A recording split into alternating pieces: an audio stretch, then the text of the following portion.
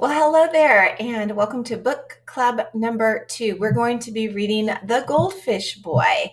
So I'm glad you're here. I just want to go over some fairly important things just to make sure that you're super successful and have a great time with this book. So, The Goldfish Boy is a book written by an author by the name of Lisa Thompson. I am super excited to share this in a book club discussion for lots of reasons. If you literally want to read my top 1, 2, 3, 4, 5, 6, 7 reasons, pause and go through all of those.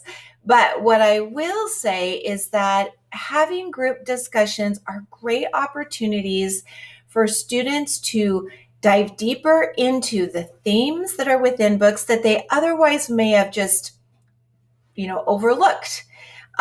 It's also great to do book club discussions because being guided as a teacher who teaches writing, I'm going to be pointing out things that the author is doing with intentionality.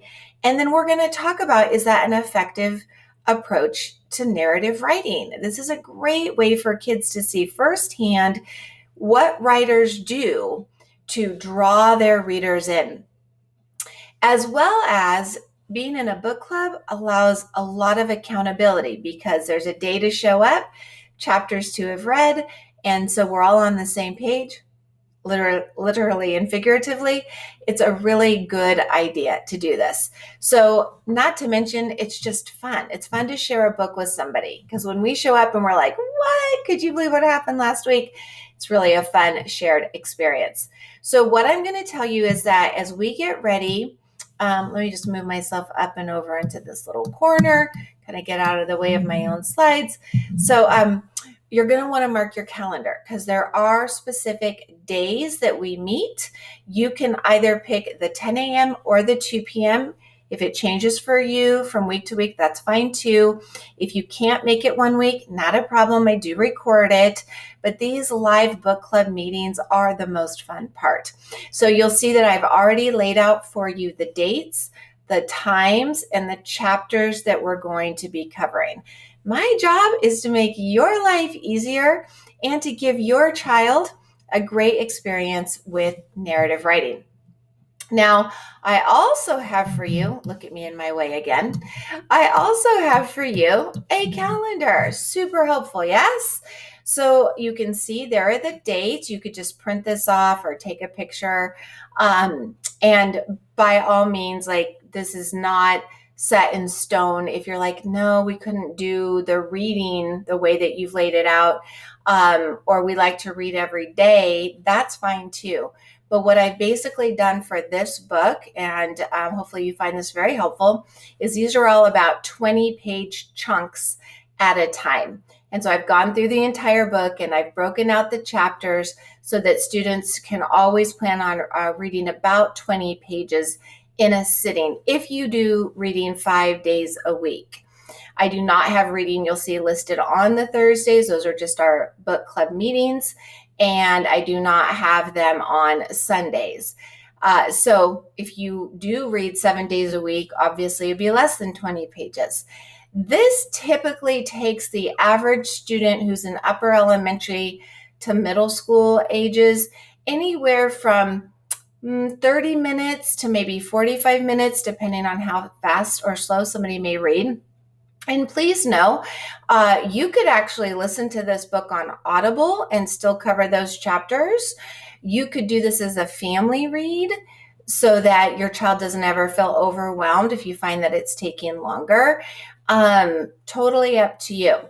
The other thing that I encourage all of our readers to do is to grab your handy dandy sticky notes. I have sticky notes handy all the time.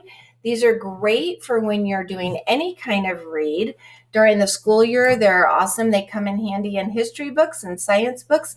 Rather than writing in books, using your sticky notes can be a great way to kind of create that stop sign. What made you stop on that page? Now, some students are like, I don't want to stop. I just want to read it through. That's fine, but at least stop at the end of a chapter. Take a break at the end of a chapter and then go back to your brain and think, what really stood out in that particular chapter? We're going to be talking about certain things I'd love for students to be putting sticky notes in. I'm going to be giving you more specifics on that. But as far as getting started, it's a great way to like throw a sticky when you're like, Mom, why did he call her Mom? Why not Mom? Lisa Thompson is English, as in from England, London, England. And so this is a book that's written with some vocabulary that our kids may not be familiar with. What a great way to learn some of the fun differences in European English versus American English. So we're going to have some fun with that. For example, on page 2, there's a word nutter. People be like, what's a nutter? Like, that's just not a word that we use. And then we'll hear in chapter 2 about his secret box. That actually made me think, when I was a kid, I had a secret box. So I'm going to be sharing what was in my secret box. I'm sure the kids will laugh at me. I'm good with that. So if this is all you needed to get ready, let's get those calendars printed off. You're ready for the next section. And then you're ready, of course, to be in our summer book club meetings. I'm excited to get started. I hope you are too. Let's do this. Read on.